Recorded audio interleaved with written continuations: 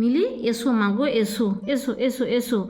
মিলির পাটা খোঁড়া হয়ে গেছে, বাঁ সাইডটায় কী হয়েছে কি জানি মা গো, ভালো হাঁটতে পারছে না গো।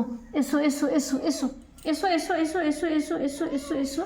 ও মা, ওষুধ খাওয়াবো, এসো এসো এসো এসো। ও মা, ভালো হয়ে যাবে, ভালো হয়ে যাবে। এই তো ওষুধ খাওয়াবো মা গো, ওষুধ খাওয়াবো।